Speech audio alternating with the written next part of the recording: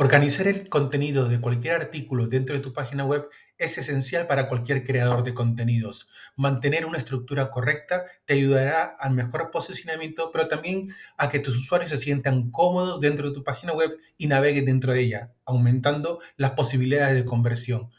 Quédate en este tutorial conmigo que voy a enseñarte las claves y secretos de cómo estructurar un mejor contenido. Soy Willy de SEOnomada.com. Muy bien, pues vamos a empezar. Lo primero que tenemos ahora mismo en pantalla es un artículo, ¿de acuerdo? Es un artículo de ejemplo y con diferentes elementos que ahora vamos a ver uno por uno y cómo estos son relevantes dentro de tu contenido, ¿de acuerdo? Dentro de la estructura de contenidos. El punto número uno que vamos a ver es la estructura jerárquica del contenido. Dentro del contenido, nosotros debemos saber que existen etiquetas HTML que nos ayudan a estructurar el contenido de nuestra página. Tenemos la etiqueta H1, que normalmente se suele, bueno, normalmente y debería ser así, indicarse para el título del artículo. Luego tenemos los H2, que por el número ya te darás cuenta que van en otro nivel de jerarquía. Luego tenemos H3, H4 hasta H5. Todos estos van encadenados unos dentro de otros para que queden de la manera mejor organizada posible.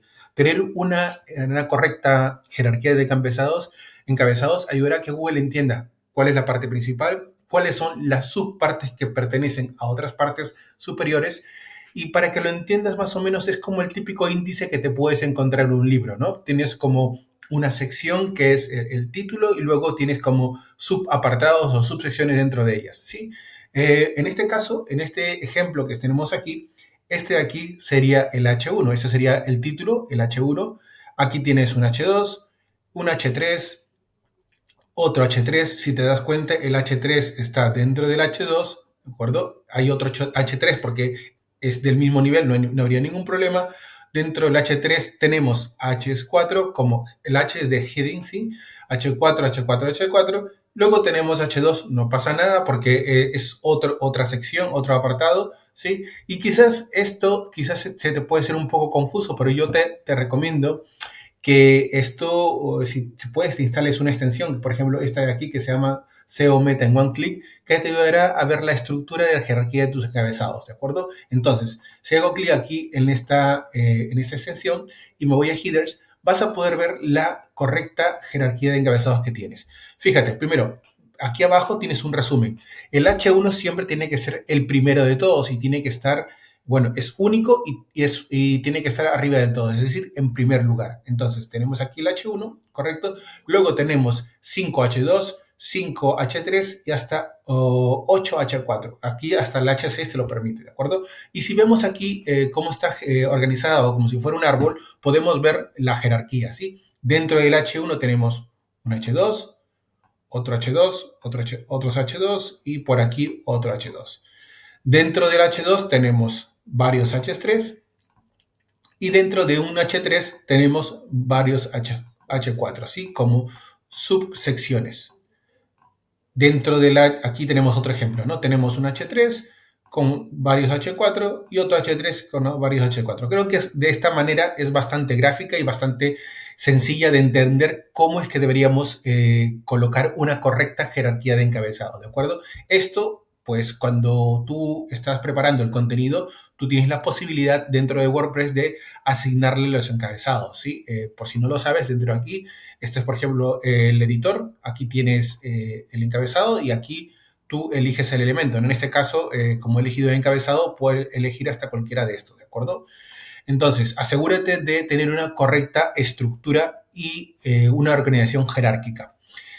Luego, la distribución de las palabras clave dentro de los encabezados. Recuerda que Google pues, lo utiliza para que te entiendas un poco mejor como si fuera el esqueleto, ¿sí? El índice, y utilizar la palabra clave dentro de la jerarquía de encabezados al ser una parte relevante de tu artículo, pues le da esa señal de Google de que estas palabras que se utilizan en esos títulos son relevantes. Por lo tanto, yo te recomiendo que siempre la palabra clave principal vaya dentro del H1, no directamente la palabra clave sola, sino dentro del título, ¿sí? Entonces, un título que es mucho más largo, ahí incluye el H1. Dentro de los H2, yo te recomendaría que utilices variantes de la H1, es decir, sinónimos de esa palabra clave principal. Y en los demás encabezados, pues palabras claves relacionadas, ¿sí? Para dar un ejemplo, por ejemplo, podríamos decir que el H1, imaginemos, ¿no? Las mejores zapatillas para correr. Un H2 podría ser, no sé, las top zapatillas de running, ¿sí? Otro H2 sería, por ejemplo, las 5 mejores zapatillas deportivas. Recuerda, zapatillas deportivas, zapatillas de running, zapatillas de correr, son sinónimos, ¿sí? Entonces, es más o menos como lo deberías hacer. Luego, vamos al punto número 2, introducción y primer párrafo optimizado.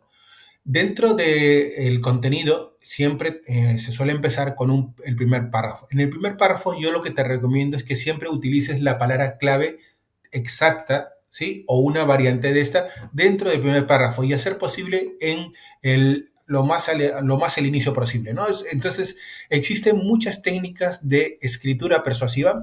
Si buscas en Google métodos de escritura persuasiva o métodos de redacción persuasiva, vas a encontrarte varios métodos con varios ejemplos. Hay uno que es bastante famoso y que particularmente yo aplico a los contenidos que publico, que es el de AIDA. Luego tienes otro que es, si no me recuerdo el nombre, es Paz, ¿sí? AIDA, Paz, y luego tienes otro que es BAP, Dale. Son varios tipos de escritura persuasiva que yo te recomiendo que los utilices, ¿de acuerdo? Entonces, vamos a ver. Uy, he desaparecido.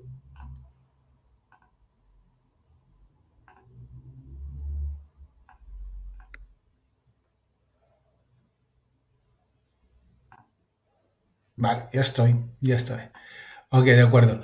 Entonces, lo que te comentaba, ¿no? Utilizar algún método de escritura persuasiva dentro del primer párrafo, utilizar la palabra clave dentro del primer párrafo es una buena alternativa. Luego, otra de las cosas que suelo recomendar es el típico tabla de contenidos. O puedes utilizar aquí, a modo de resumen, un listado, ¿sí? De las diferentes secciones. Y aquí dejas, por ejemplo, los 3 puntos claves como no sé, las frases o los puntos más relevantes de ese artículo, ¿no? Por ejemplo, aquí en este artículo aprenderás sobre la estructura jerárquica en encabezados, cómo optimizar la distribución de palabras clave y el uso de elementos visuales del contenido. Y esto además, así como un resumen de todo lo que es tu artículo, también lo podrías enlazar con los diferentes títulos. Desde aquí, pues a lo mejor puedes ayudar a facilitar la navegación, que cuando el lector entre, haga clic aquí y directamente lo lleve a la sección dentro del artículo. Es una buena opción y facilita la navegación del usuario. Punto número 3. Usos de elementos visuales y el contenido enriquecido. Vale. Aquí, por ejemplo, en este artículo estoy utilizando imágenes. Recuerda que las imágenes las podemos enriquecer con esos tipos de elementos. Imágenes aquí o, por ejemplo, aquí abajo tengo una galería de imágenes. También sirve muchísimo para poder romper la monotonía del contenido cuando hay mucho texto, pues colocar imágenes cada cierta cantidad de párrafos ayuda a mejorar la legibilidad, ¿sí? Y no olvides, por supuesto, que las imágenes deberían tener la etiqueta alt, ¿sí? Que es la etiqueta que describe el contenido de esas imágenes. Yo lo que te recomiendo es que, por ejemplo, la imagen destacada que suele estar al principio del artículo, esta lleve la palabra clave principal del artículo que quieres posicionar, ¿sí? Y luego las demás imágenes, pues, sean representativas a la sección que pertenece. Si, por ejemplo, esto es un subtítulo, pues la etiqueta alt, ya que está dentro de esta sección, pues debería describir esa sección, ¿sí? Entonces, es una buena manera de hacerlo. Luego tenemos tablas y listas. Las tablas, aquí he puesto un ejemplo. Sí, las tablas son muy buenas porque ayudan a organizar mejor el contenido, visualmente son muy atractivas y facilitan la comprensión del contenido y además si lo etiquetas correctamente tienes posibilidades de también salir en la hoja de resultados.